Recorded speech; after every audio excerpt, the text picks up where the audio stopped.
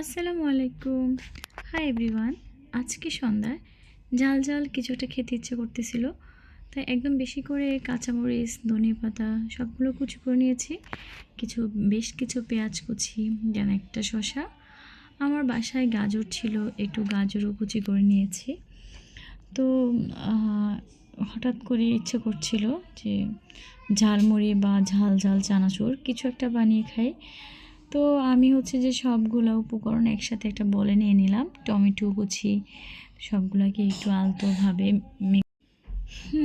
দেন mixing করে নিচ্ছি। দেখতে পাচ্ছেন সবগুলো উপকরণ একসাথে নিয়ে নিয়েছি।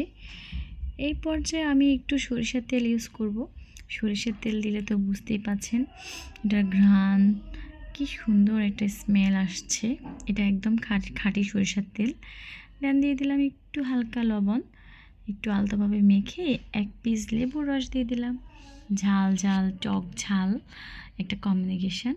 তো দিয়ে দিচ্ছি বেশ কিছু চানাচুর। আজকে চানাচুর মাখাই খাবো। তো বাসার সবাই একটু একটু করে খেয়ে নিচ্ছি। এটা খুবই টেস্টি হচ্ছিলো। তো আজকের ভিডিওটি পর্যন্ত। আল্লাহ হাফেজ।